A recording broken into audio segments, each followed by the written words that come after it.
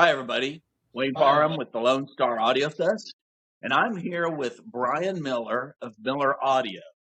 Hi, Bryan. How you doing, man? Hey, Wayne. How you doing this afternoon? I'm good, thanks. I've seen you at several of the shows, and we chat, and we've become buddies, but I don't really know, a lot about how it was growing up, your history, and the history of your business, and your love of Dynacos and modding them.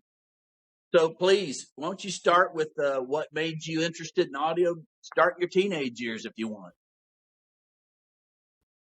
Sure.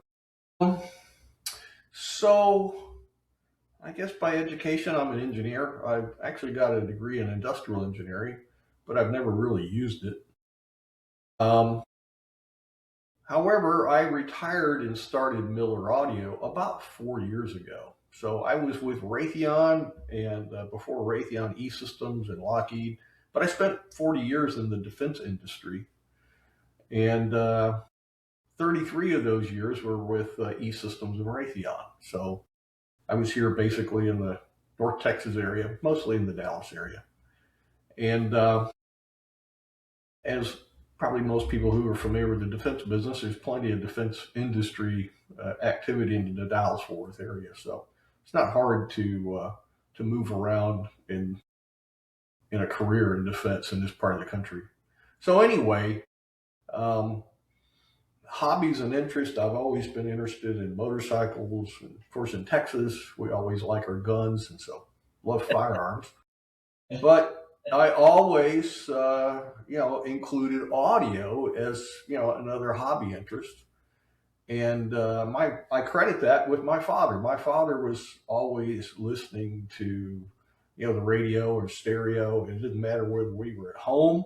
He always had a radio going and listen to music and things like that.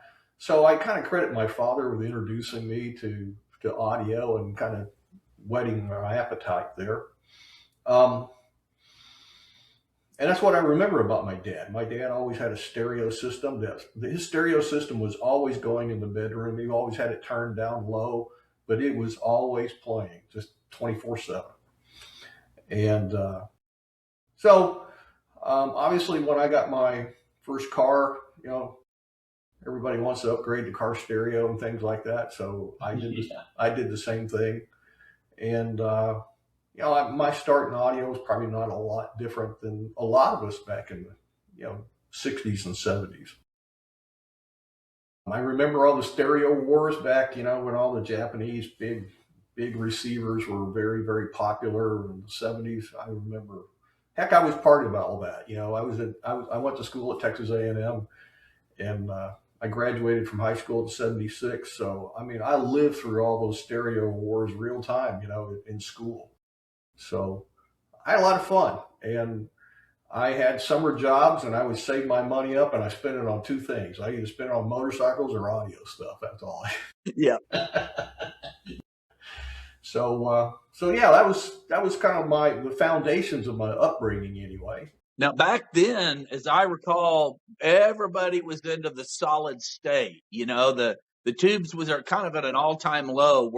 Were you back then into solid state too? No, actually, to tell you the truth, that's all I was interested in. That's what I grew up with. Yes, I remember as a young man, when I was a little kid, I remember our having tube stereo equipment, or everybody remembers tube TVs back in those days. And that was one of the things I used to do with my dad. We about once a year we would take the back off of the TV and go label a bunch of the sockets, and pull all the tubes out, and picture was getting a little bit fuzzy and it wasn't tuning coming in as well as it normally did. So we'd go in and put a fresh retube the thing, and TV be working fine again for another year or so. Well, that's good. That means you were the one family in the neighborhood that didn't have to bang on your TV to get it right. You cleaned them. Oh, we did that too, but cleaned them. But that's what that was my first real experience with tubes, was going with my dad to swap out tubes either in the stereo console or in the TV or something. So that was my exposure to tubes back in the 60s basically. And, like you say, tubes were on the way out in the 70s. And so I never really got introduced really to tubes until, I was well into my defense career and had enough money I could afford tube equipment. Because, obviously tube equipment was worth nothing back in the 70s and even into the 80s. And then, I guess in the early 90s and certainly by the early aughts, next thing you know, you had this sort of resurgence in tube equipment. Yeah. And quality of tubes was getting better as well. So that helped too. And so, I did experiment, with some tube preamps. I kind of got into it easily. I didn't spend a whole lot of money. But to tell you the truth, I got a Dynaco Pass 3X, and that was my first tube preamp. And that sort of introduced me to Dynaco, all things Dynaco and doing upgrades and things like that. So, and like most people, I started out with some of the Roy Motrin, Tino's, VTA or tubes for hi-fi stuff. So, I compete against those guys now, but back in those days, I was buying from them because they were kind of the place you went to for all the Dynaco hop-up stuff. Sure. Roy and Tubes for Hi-Fi were really the first organization that really kind of put stuff out there so that people in the Dynaco community could, keep their Dynaco equipment going. Well, so then is that, I now can see that you were Dynaco, wow, in the 90s or the aughts. I remember that's when I got familiar with tubes too, because I was solid state also. And, but back then I remember learning about audio notes and about bottlehead. Both of those, audio note makes finished equipment, but they also make kits. So, and I think you're saying you got into the Dynaco side, and then that kind of segues into Miller Audio, because eventually you turned that into what you make. I did.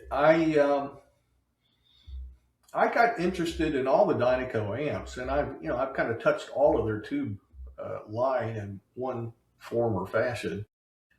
We only offer an ST35 and then the ST70 based updates, and then from that we make a 60-watt amp, the 120. It's basically just a more powerful ST70. It's just has bigger transformers and uses a little bigger tubes, but it's the same basic amp.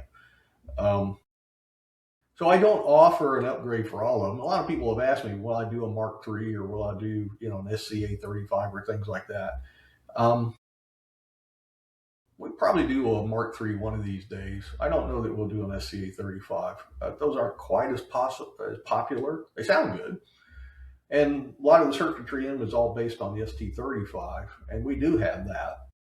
But I like the ST70 and ST35 because those were considered the two best sounding Dynaco amplifiers. And one's an EL30, the ST70 is EL34 based. The ST35 and the SCA35 are both EL84 based. And so, but 34 and 84 to me are just two of the best sounding vacuum tubes that are out there. They just have that wonderful mid-range magic about them. And I'd say an EL84 is a little bit more, it's a little bit more than just a mid-range tube. But the nice thing about the EL34, an EL34 amp ST70s, you have the largest selection of tubes to do tube rolling. So you've got EL34s, you've got KT77s, and you've got the American equal to those, the 6CA7. So with those three tube types, I haven't counted them all, but there's got to be probably 30 plus choices you have in tubes. And that's more than most. That's probably more in EL34 tubes than any other Mega tubes. KT88s might get kind of close to that or something. But that's the nice thing. So between EL84s and EL34s, you got a great sounding tube and two great sounding amps. Now, granted, neither one of those amps are very powerful, so you have to have some fairly efficient speakers when you do use those tube amps. So that's something you got to consider. And you're not going to be filling, a big, huge, hall with those type of amplifiers because it's just not, you just don't have enough power to fill a room, really large room. But for most people in their home listening environments, you got more than enough power for most listening rooms. So that gives you really two good amplifiers that you can have a lot of fun with, tube rolling and enjoying, kind of tailoring the sound. Well, yeah, And as long as you got honestly, some good I would say, at that power level, the whole reason I got introduced to tube amps was because, speakers that have efficiency, if their sensitivity is above 90, and especially above 95, 10 watts is enough to do home theater. So honestly, with the right speakers, your amps are boomers. And I am interested in what you just said too about the quantities of parts that you have. I would guess you've got all the different brands, the Sotex and the Electroharmonics and the tongue soles. That's interesting, Bryan. Yeah, we use a little everything. Yeah. I try not to be too picky or biased on tubes. Now, I'm not real crazy about certain, how would you say, makes or sources of tubes. We can talk about that another time. But I want my customers to have very good sounding amplifiers, but I also want them to be very reliable and dependable. So I have some customers who like to kind of get down out on the hairy edge of tube rolling, and they've had some bad experiences. Just some tubes are not very good quality tubes, and you have a tube that arcs or flashes over on you. We have protection devices in the amp to protect the output transformers, but unfortunately, that means unless the customer is a DIY guy and can fix it, then they're sending the amp back to us. And so I don't like to do that. So I try to get people to use very dependable and reliable tubes, and that usually means you stay away from some of these obscure brands and things like that. I know exactly what you mean, and I'm glad you brought that up because I have an amp, and I won't mention the brand. That's not fair. But most brands of output tube work great. And there's just this one brand that I've seen other people like in different stuff. But in mine, it doesn't work. And I did that too. I fused the output tube. I fused the cathode circuit. That's where the fuse is in that line, specifically to provide, of course, that kind of protection. So I hear you, Bryan. That's important. Well, in our case, it's even more critical because, as you know, we sort of thing that makes us a little different from some of our competitors is we basically support use of auto bias capabilities. Uh-huh. And auto bias really just makes your tube amp function more like a solid state amp. It's just one less maintenance thing you don't have to mess with too much. And that's why we have little green LED indicators. As long as those green LED indicators are on, the tubes are biased and it's working fine. If one of those lights doesn't come on, it's not a big deal. It'll still play, but what happens is that that tube's probably worn and needs to be replaced. And what I tell everybody is just swap the tubes and see if the LED, if it follows the tube, and if the LED in another socket doesn't come on in another socket, then that means, the tube probably just consumed and it's not going to bias that tube up, or at least it says it can't bias that tube up properly. And time for another tube. And if usually you need another tube, the odds are you got a quad of tubes that's not too far behind. So it's time to be budgeting for a new quad of tubes. Sure. Anyway. But I had a customer have that problem, and it actually took out his auto bias module. And actually that customer sent that amp back into us this summer and made a warranty claim. And we had known he had a tube flash over, and but we didn't know that he had his auto bias module wasn't working. So when he sent it to us to repair it, he didn't know he had an auto bias problem, and we didn't know it test bench and we're starting to fire it up and get it going again. And then all of a sudden the auto bias module is not working right. So we had to put a new auto bias module. So even though one channel on the auto bias module was out, we had to replace the whole module. The other 3 channels were working, but that's not something you play around with. We don't, and plus those auto bias modules are warranted anyway. So, the manufacturer they've got protection devices built into the module, but they didn't protect the module in this particular instance. So it's okay. We don't have many go out. In the time we've been in business here, in the 4 years we've been in business, I guess I've probably replaced two modules. So that's a pretty good track record. So I'm not too worried. That is so interesting. That whole concept, and especially the LED. I did not know that you had that. That is very cool. Is that a Dynaco thing or is that a Miller Audio thing? So we actually buy that part. That part is actually designed and built in Czechoslovakia. And a gentleman that builds that, a fellow named Pavel Kostas. And we've used his module ever since we started in the business. Pavel introduced those modules, I guess, about 10 years ago, and had some growing pains when they, first came out. And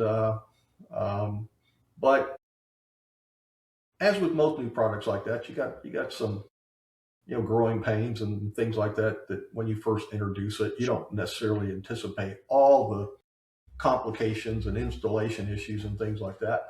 But I think once they got through their maturation stage, they've done very well with it, and we don't have any troubles with these modules nowadays. And I sell more. So here's a little business fact I'll share with you.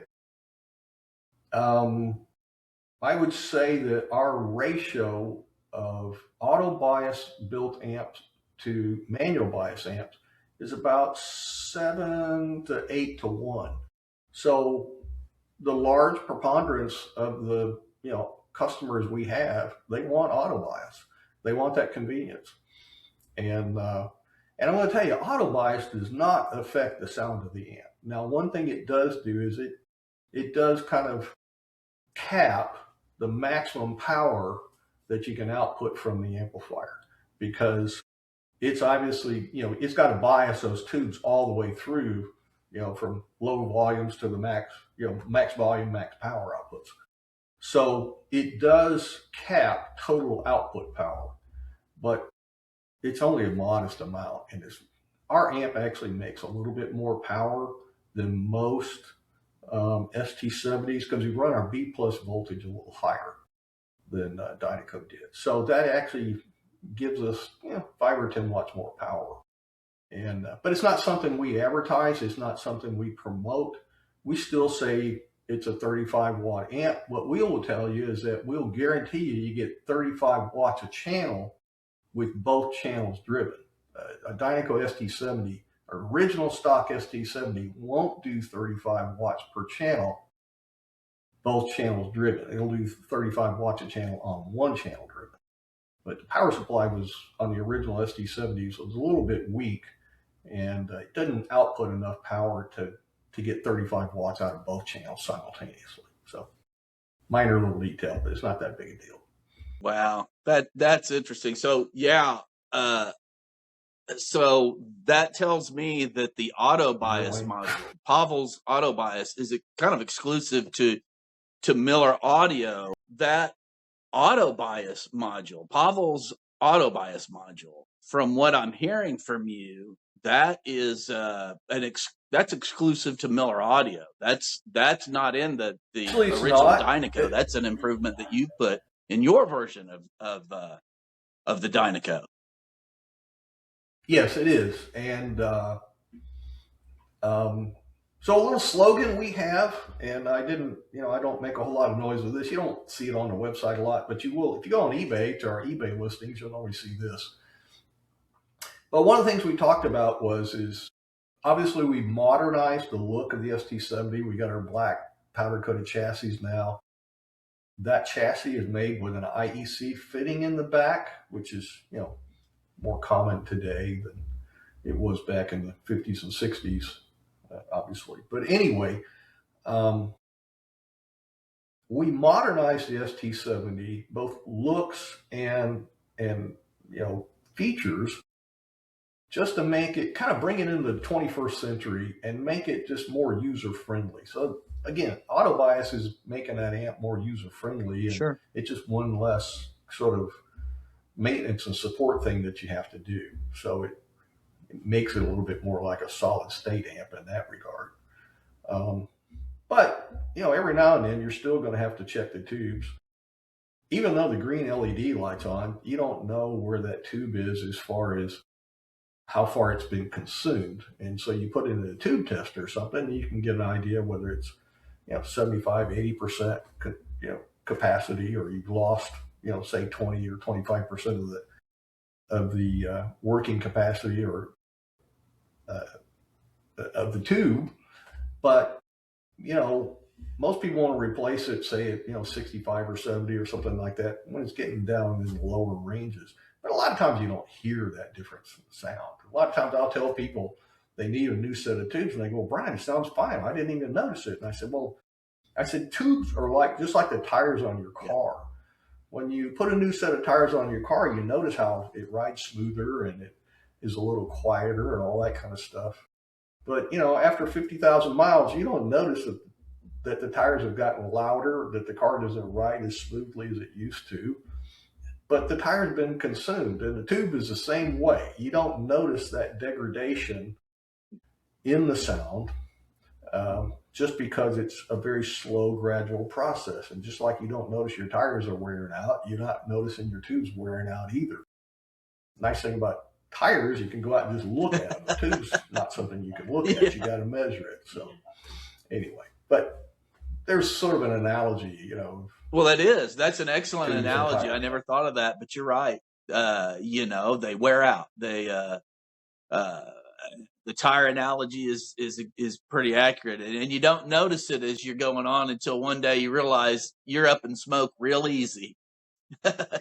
Yeah, just like a tube. So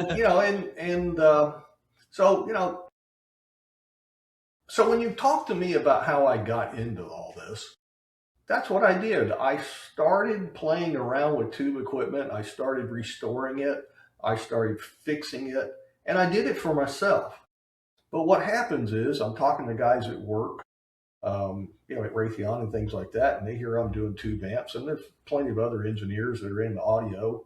And so they're always, talking about stuff at lunchtime or, a water break or whatever it was, coffee break. And, we're talking about, what's Bryan working on this week, And it may have been an ST70, it may have been a Pass, it could have even been an old Heathkit or an ICO or whatever, because I was just, anybody who made tube kits that, you bought the kit and you put it together, I was interested in, because those are great training tools. Sure. And if you think about it, they don't have the kind of kits they used to have. You can still buy Dynaco ST70 kits. Dynakit parts, that's all they do is sell kits. You can buy one today. Now, it's not exactly what they sold back in the late 50s and early 60s, but it's closest to an original ST70 you're going to find today. And, if you just think about it, how many products are out there that you can buy today that are still made 60 plus years later? The only other one I can think of is a Klipsch speaker. Right. The Klipsch quarter horn's been made for like 70 or 80 years. I think they're having their 80th year or something like that, either last year or this year or whenever it is. But the bottom line is, there is some staying power in some of this audio equipment. And, I think a lot of times we don't appreciate in this country how coveted many of the audio products are that we make here, and the brands. I mean, JBL, Klipsch, Altec, those are legendary names overseas. The Japanese just love Altec and JBL. They do. Klipsch products. You are right. They just do. And that it's those speakers that they all go for. And of course, the Japanese love. The flip side is they've given us, they kept turntables and and moving magnet and moving coil cartridges, alive. Right. If you buy something, or if you want to buy the best, odds are it's a cartridge that's made in Japan. That is true. So tell me this, are Miller Audio amplifiers, are they sold only as finished products? Do you sell them as kits? Do you let people have options like what tubes they can have? How are your products sold, Bryan? So we do custom amplifier builds. So we do custom amp builds for customers who are not DIYers. So we do provide that. I would tell you, I've been very surprised. When I started this business 4 years ago, it was pretty much structured as a kit company. I see. We sold kits. Right. And we assumed that you would have a stock ST70, or maybe you would have a VTA modified ST70, and you wanted to take it to another level. So you would take a look at one of our upgrade kits. A lot of the upgrade kits for ST70s are just updates to the audio drive card. And in our case, our card is not only an audio upgrade card, but it's also a power supply upgrade card. So you'll notice our card is a little bigger than most of the other audio cards, because about half of that card is the audio upgrade, and then the other half of the card is the power supply upgrade. So that whole rear half of the card is all the power supply upgrade. Front half of the card is pretty much the audio drive card, and then kind of right in there in the middle is whether you've got a manual bias setup or you've got an auto bias setup. So the bias functionality is also integrated in that. The user interface for the bias parts are on that drive card. But I would tell you, we started out as a kit company, and I found out real quick that people in the early 2020s they just don't have time to build anymore. I don't know, the DIY crowd is kind of come and gone. If you look at a lot of the DIY crowd now, it's guys like us. And there's not a whole lot of young folks in that DIY crowd. Now there are some, obviously, but I don't think there's as many, today as there were, 30, 40 years ago. I would agree. Years ago. And number one, there's not a whole lot of kits. You were talking about bottlehead kits. And let's see, there's a couple of other kit companies that were out there as well. Of course, Dynaco was out there as well. You had Heathkit, Ico. I mean, you had a lot of kit companies out there in the old days, but there's just nothing like that out there now. And so if you want to build your own kit, you got to be a little bit more resourceful, because now you may have to go out and get transformers and get chassis and things like that. And doing all that hardware integration is not, something that somebody wants to just build one of, So I learned that most people wanted custom built amps. And so that was one of the big changes for us, sort of how we set the business up. And then what we learned, over the course of about 12 to 18 months, following that, is there weren't that many kit purchases. And even today, like I said, it's usually one or two do-it-yourselfers that want a manual bias kit. And obviously, when you buy a manual bias kit, the kit itself is less expensive. You don't have the cost of the auto bias module. Right. And there's just a little bit less circuitry in the manual bias kit anyway, so it's a little bit less expensive. But the flip side is, for purists, and you find a lot of those DIY guys are all purist kind of guys. They don't want an auto bias system. They want a manual bias system. And that way they can go in and play with the bias a little bit, and you can optimize bias based on the kind of tube you've got. So there is some refinement you could do, but I'm going to tell you, you can go into the auto bias. It's got a pot on it, and we can adjust the bias value on the auto bias module and do the same thing with one pot. Whereas with the manual bias, you've got 4 of those pots. You got to set the bias on each one of those tubes, and so it is a lot more work to do that. And that's why you find me just defaulting to an auto bias module like everybody else. It certainly makes the amp a lot more convenient to use. Yeah, that auto bias sounds neat. It sounds like you're setting something that it will seek towards, and then it'll make sure all of the bias levels are set that way. I think that's really cool. And it also sounds to me like It also does something else, Wayne. It always biases those tubes, at that bias point. And so it gives you maximum tube life because it's always optimizing. It's going to take it right to the bias setting it's supposed to be, and that's where it stays. No more drift. And it works. It works really well. And I would tell you that most people will tell you that they're getting more life out of their tubes with an auto bias system versus a manual bias system. It just does a better job of monitoring things. It's actively controlling bias all the time. Yeah, that's a great idea. I love that.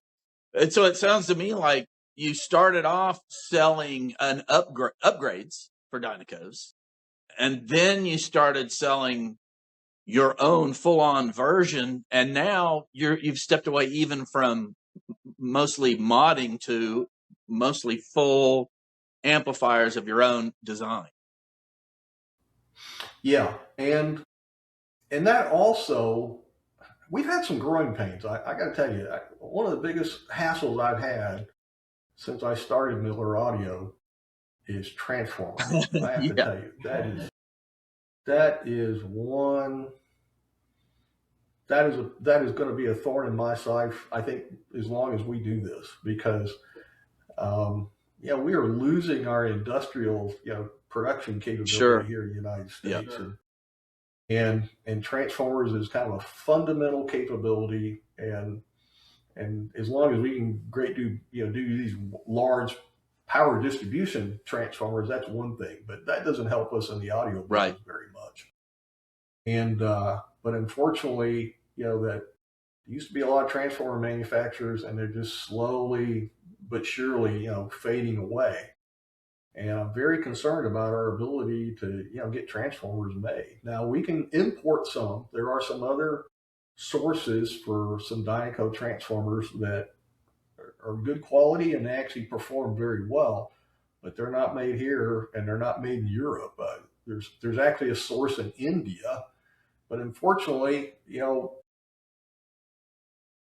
they don't. The communication path is a lot harder and longer. And you've got to get all of those new suppliers, acclimated to how we do business, and that just takes a while. And so, as long as we got transformers, we've got a business. But I fear the days coming when, here in the next 5 or 10 years, we're not going to have our transformer supply, and I'm not looking forward to having to go overseas for a transformer. Boy, howdy. I empathize with you. I also manufacture things, and I have noticed, used to be when I was in Tulsa way back, there were assembly houses. I could build a prototype, and if I sold 10,000 of something, I could have that assembly house make it. They're in Tulsa.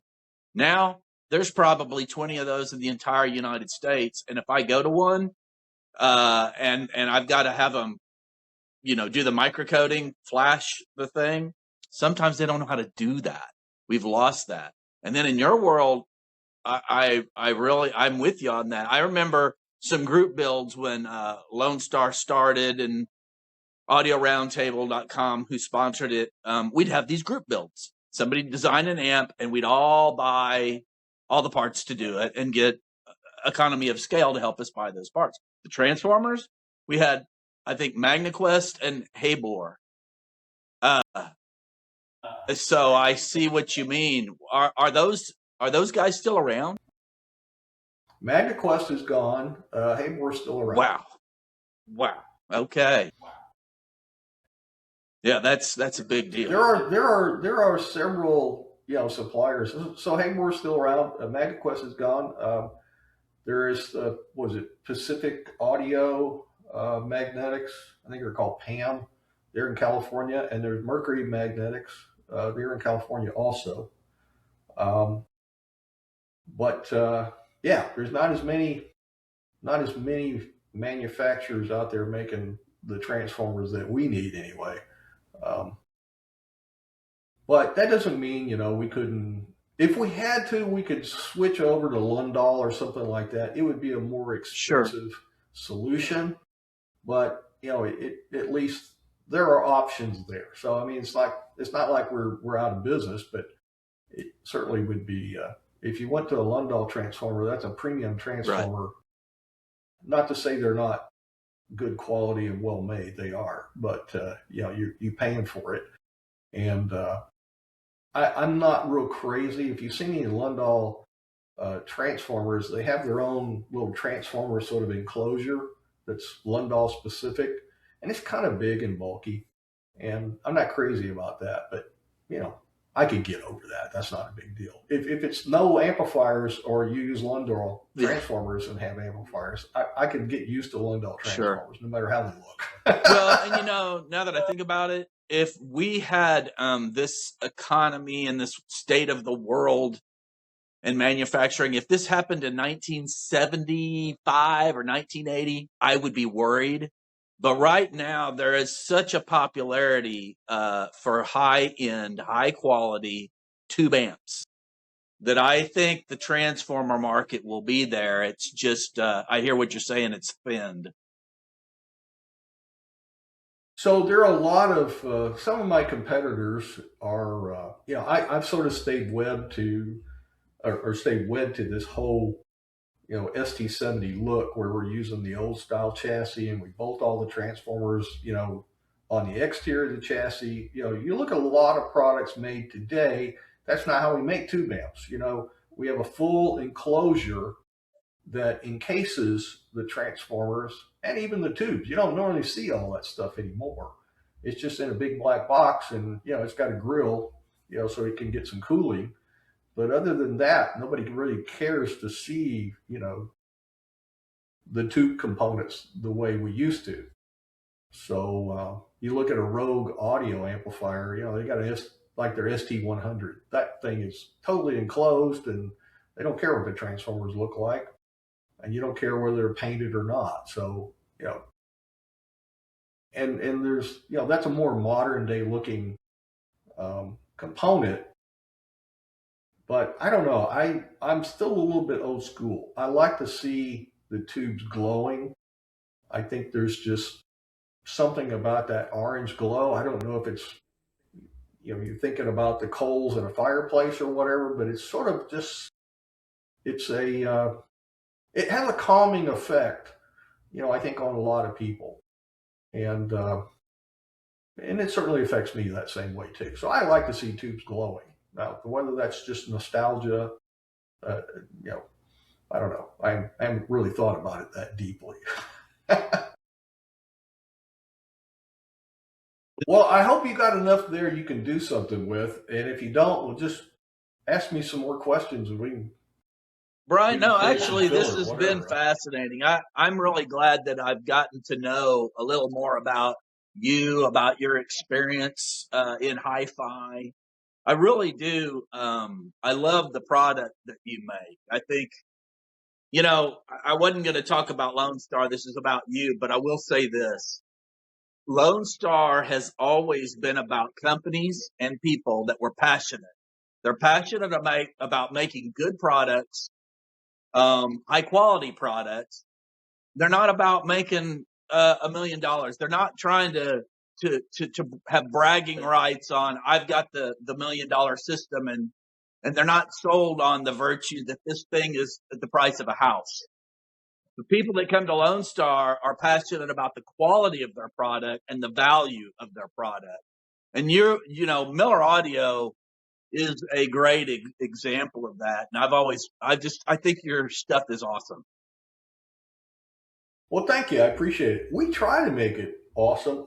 I believe in doing two things. If I'm going to keep this old amplifier alive, number one, I want it to look as modern and up to date as we can make it. in a practical sense, right? So we don't make the stainless steel look anymore. That's kind of dated. I like the black look. And of course, we can do transformer covers. We can do face plates. We've got other ways to dress it up now that you didn't have when it was a stainless steel chassis or the nickel steel chassis they used to have back in the old days.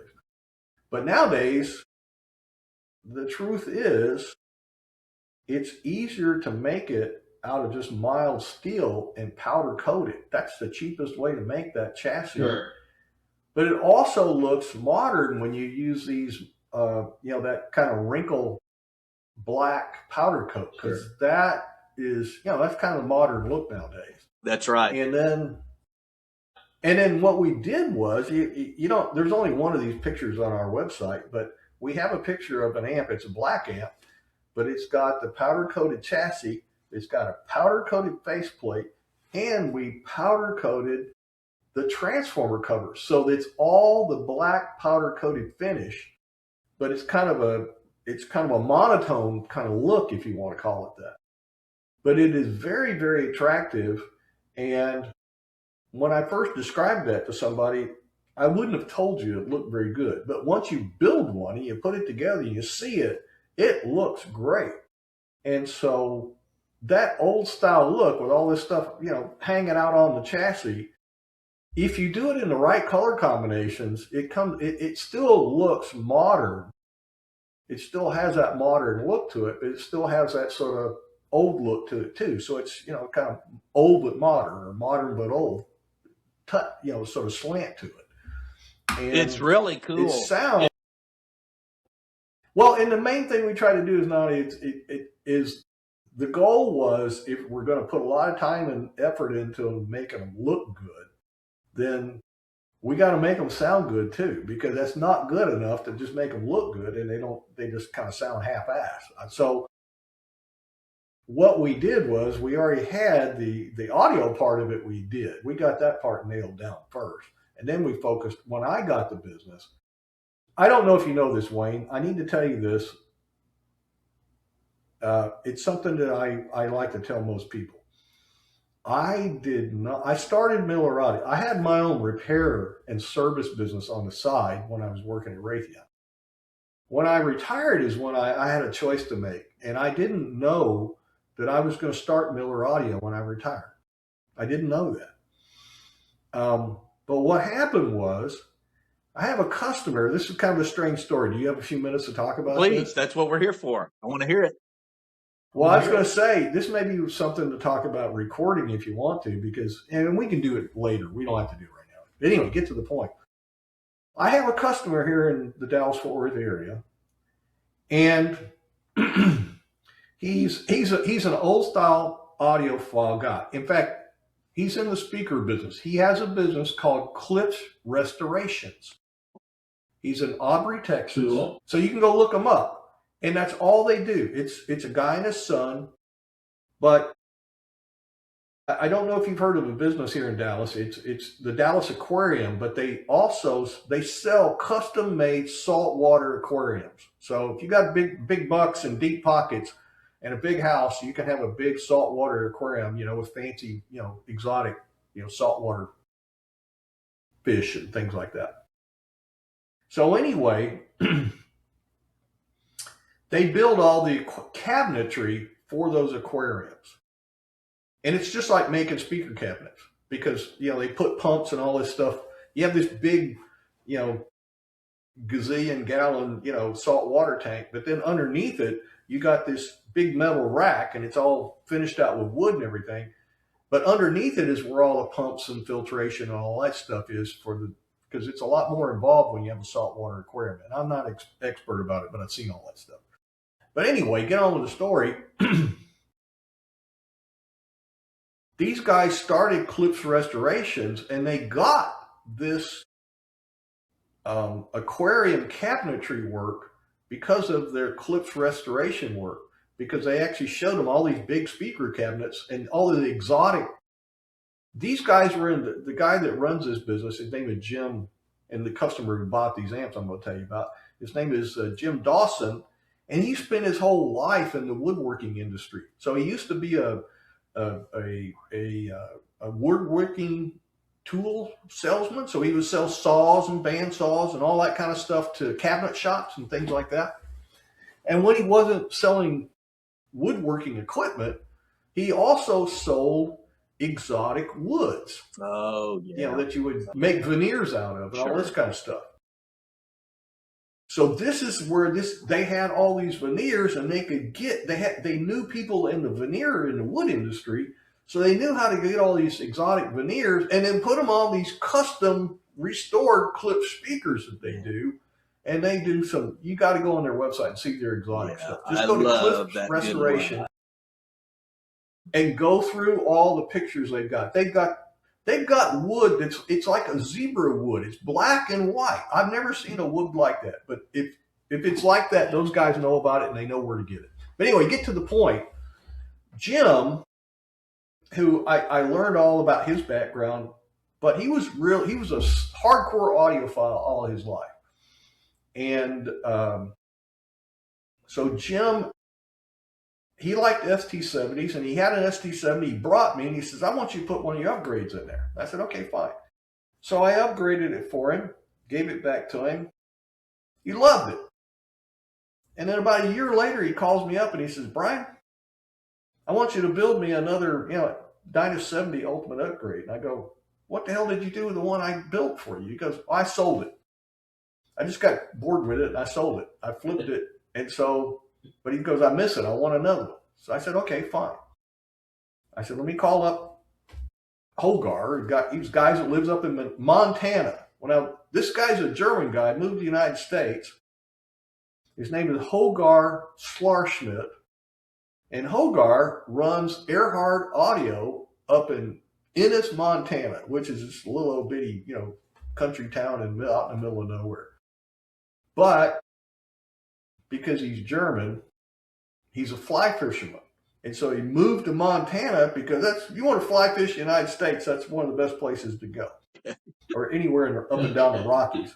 So anyway, that's what he does. He's up there, and when he's not building audio stuff, he's out fly fishing. This time of year, he's out doing all these fly fishing tours. Probably on a day like now, he's out fly fishing right now. Anyway, get to the point. I call up Hogar and I said, hey, I need another one of your kits. He goes, okay, fine, I'll send you one. So I get another one. I build another amp for Jim. Calls me up about a year later. He did the same damn thing. He got bored with it, sold it, decided he had missed it, and wanted another one. And I said, damn it, you've done this twice now. And I said, all you're doing is making work for me. I said, I appreciate it, but I said, if you just hold on to it, you wouldn't have this problem.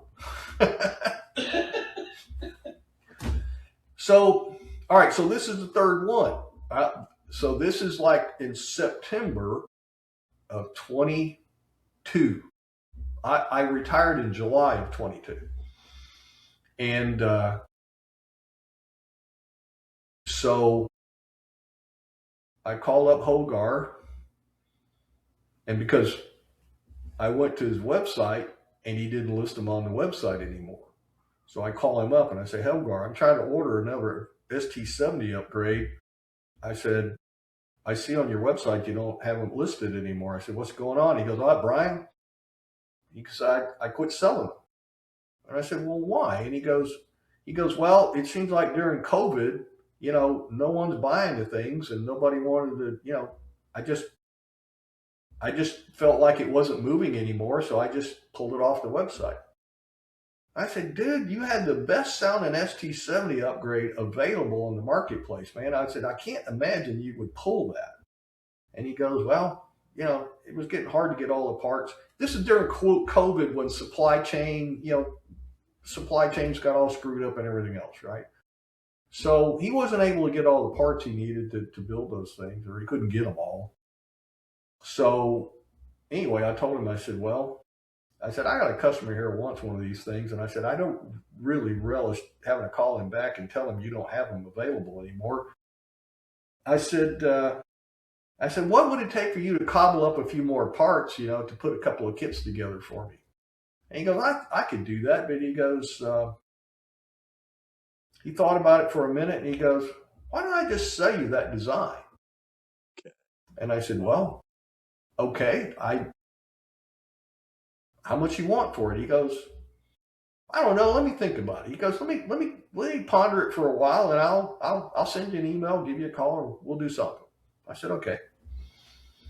No kidding. About a week later, he sends me an email and says, hey, I'll sell you the kit. I said, okay, fine. So I called him back up and I go, all right, so what's the deal? He goes, there's no deal. I'll sell you the rights to the kit. It's yours. And I said, all right, so I'm going to have total ownership of the rights. You're not going to tweak the design and reuse it. He goes, Bryan, he goes, I don't want to do anything. He goes, I'm done with it. I said, really? I said, you do realize you've got the best sounding ST70 upgrade that's available in the marketplace today. You do not know that, don't you? He goes, well, I hear you say that. And he goes, if you feel that way, well, then more power to you. So I said, you're going to sell me the business? He goes, yeah. He says, I'll sell you the rights to the design. I said, all right. And I said, so what do I get? And he goes, well, you'll get all the Gerber files. So I could, I could send them anywhere to any PC board shop, in the world and get them made. Right. He goes, I'll give you the schematics. I'll give you all the technical information you need, to produce that yourself or have somebody else produce it. I said, okay, how much you want for all that? Are you ready for this? $1 million. You want to know what the sales price was? Nope, you better not tell me. That's top secret. Well, it's an ST70. So I paid $70. Oh my God, that was the deal. He just wanted to keep it alive. He wanted to see somebody else. He goes, and you know what? About a year after we had that copper amp and all that stuff, I sent him pictures of it. And he goes, I knew I did the right thing selling it to you because you did things with that amplifier. You've done things with that amp I never even considered doing. And he goes, you kind of like reintroduced the whole ST70 and by redoing all the finishes and doing the different colors and everything, now everyone could have one that looks like that. And so that's how I ended up with the business. It found me. I didn't find it.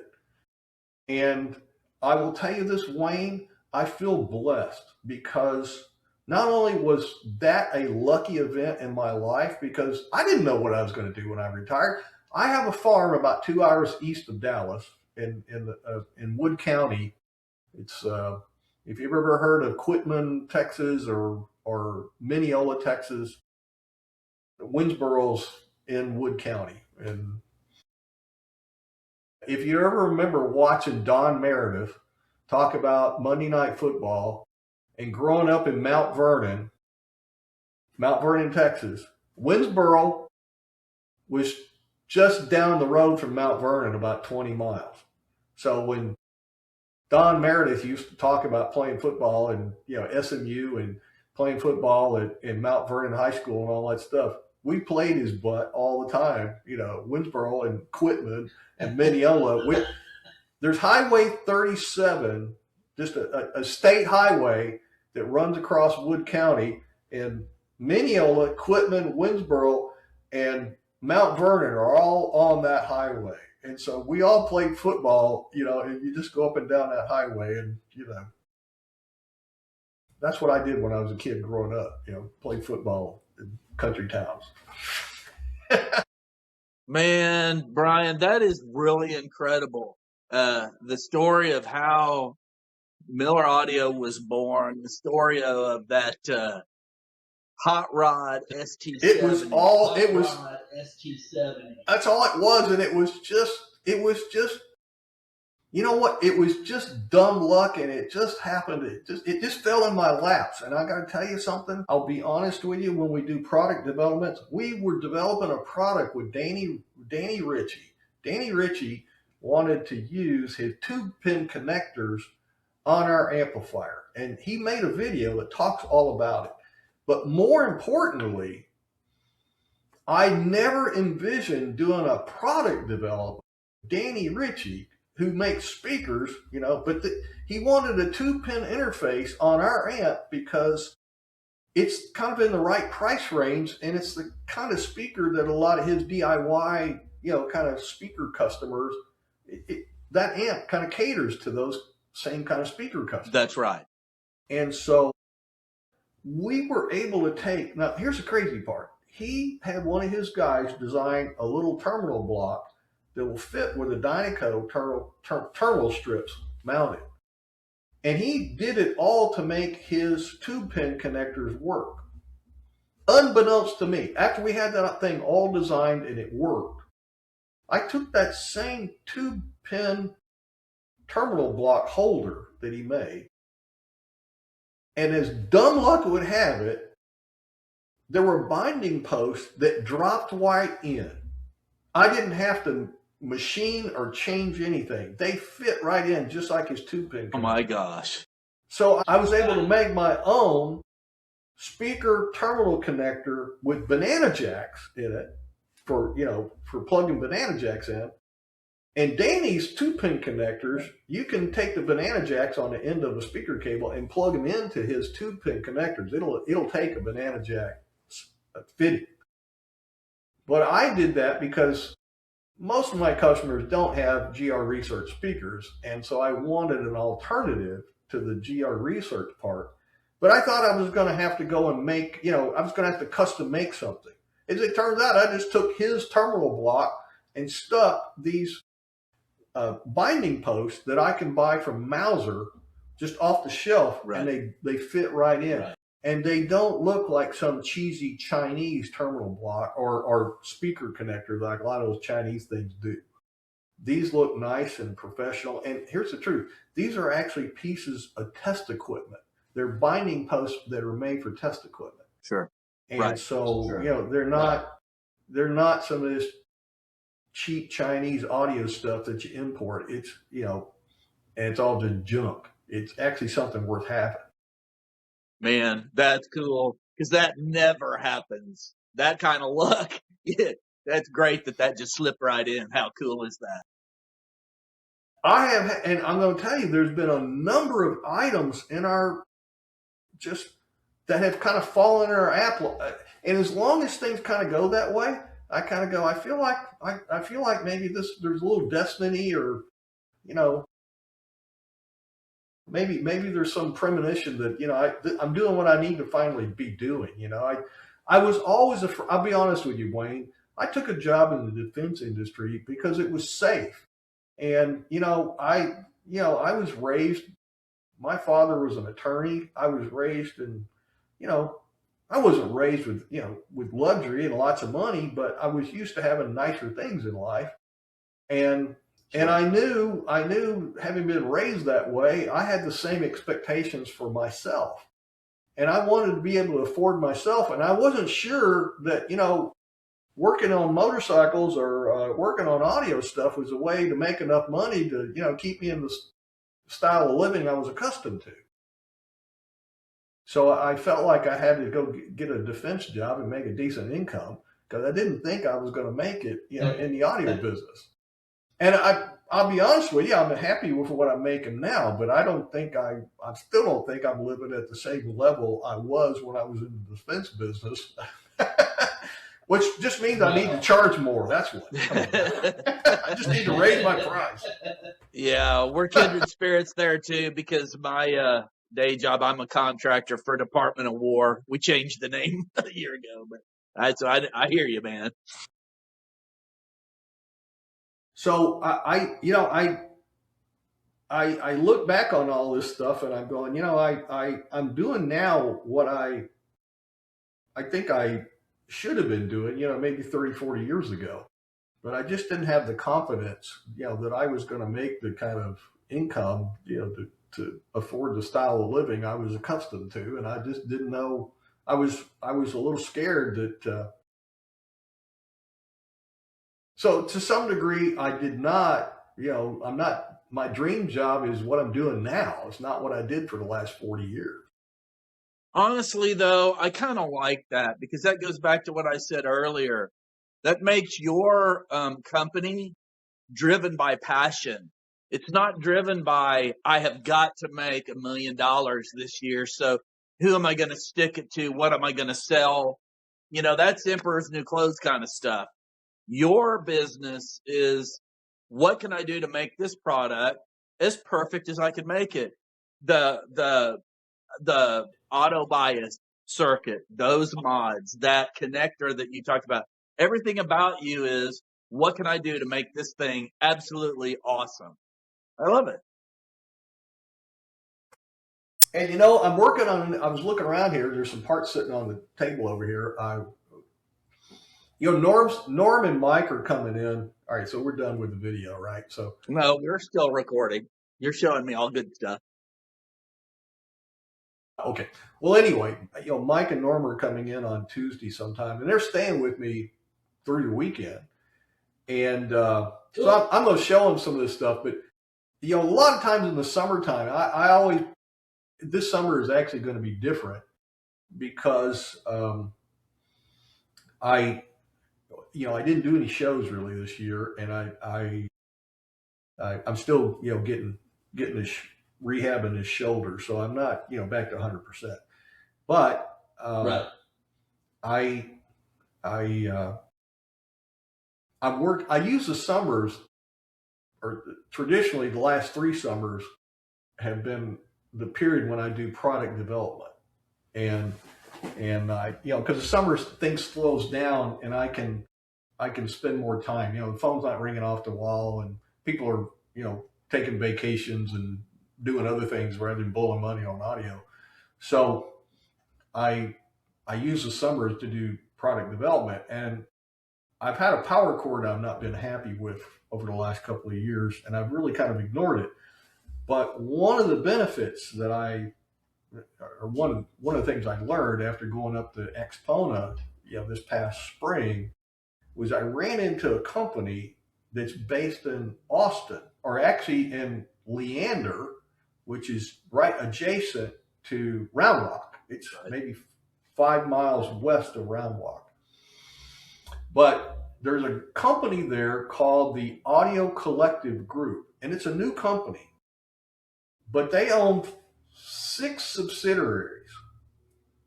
And there's some guy with, must have some deep pockets, that's, you know, blowing a bunch of money trying to, you know, get the Audio Collective Group to be this, you know, this kind of pro audio kind of environment. But they have a recording studio called Warm Studios. And then the way I got introduced to them, they were displaying with Gotham Electric, or Gotham Audio. I can't remember. I don't think they're Gotham. It's Gotham Electric, I think it is, or Gotham Wiring Cable. Anyway, they're a Swiss company, and they were showing some power cable that I have never seen before. It's the most exotic stuff you've ever seen, but it's made for strictly a lot of their wire and cable products they make for the audio business, and they don't tell you all the folks they sell to, but they have there's 2 really high-end cables that I'm evaluating right now, and one of them actually has mu metal wrapped on the inside of it. That cable costs 2x what the cable without the mu metal is. But I'm going to run some tests on them, and I think this mu metal is going to be, it like, the only place you see any noise is where you cut the mu metal away to hook it into the cable ends, you know? So, but basically that mu metal runs from one connector to the other connector, and it won't have any, you know, it has very, very, you know, RFI or EMI kind of emitted from it. Huh. So I got both cables, one with it and one without it, but I'm switching my power cable over to this Gotham cable, and they made me a dealer. That was something else I did. I was, to expand Miller Audio, I've been also expanding my business relationships. So in the past, yeah, we're a manufacturer of all our own stuff, but I wanted to actually carry other people's products. So this spring, we got dealerships set up with this Audio Collective Group, because they do all kinds of cables. So I'm going to do my own RCA cables. Here's the other thing. I'll show you this. Since you know we have the copper amps. This is something I just got from one of our suppliers in China, but these are locking RCA connectors. But more importantly, I don't know if you can see it. They're copper plated. That's interesting. They lock it. And so what we're going to do is. And so what we're going to do is we're going to put the Miller Audio name right here on this black body. And so we'll brand them. But I love these will match with our copper amps. Yes, they do, don't they? Man, I hope you bring those to the next show. I want to see them. I may have to come to your place and see them. Yeah. Well, I mean, I'll show. That's what I was going to show. This is some of the stuff I'm doing. This is the product development stuff. I haven't been able to. I normally would start on this stuff like in April or May, and I'd work on it and try to have something ready to go, by October, November for 27. I'm a little bit slower just with the shoulder recovery and everything else. Well, the next Lone Star is going to be May of 27, so be sure to bring all that stuff out. Yeah, and I don't have it here, but I've got a sample of the power cord.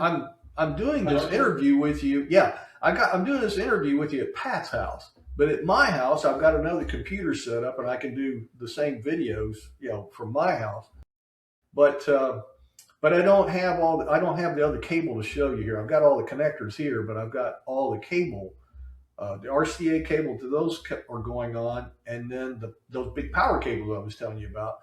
But since Mike and Norm are going to be here next week, they'll see all this stuff, while they're here for the Southwest show. You know what, Brian? If you don't mind, we may circle back like in a couple of months, maybe 3 months or something.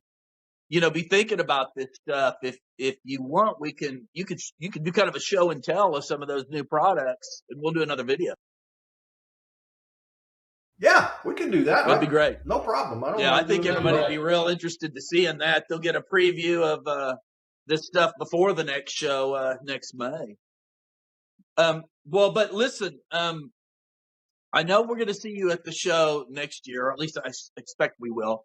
But how can people get a hold of you in the meantime? Tell them your website and how they can get in contact with you.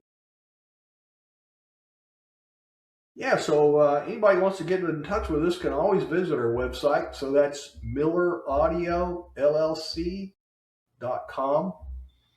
So MillerAudiolollc.com. Yes? That's correct, yes. Okay. Well, cool. Yeah, Brian, I really appreciate you spending this time with us. As I've said, I've ever since I've met you, I've always thought your gear was just gorgeous, sounds great, and I've been always glad to see you at Lone Star Audio Fest. Yeah, you'll see me there next year for sure.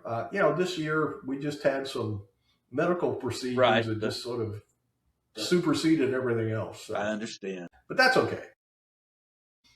Yeah, and I'm doing okay. I'm recovering well. As a matter of fact, we used to have an announcement on the website that said I wasn't taking any custom amp orders, but we pulled that down. You don't see it on the website right now. So we pulled that down just a couple of days ago.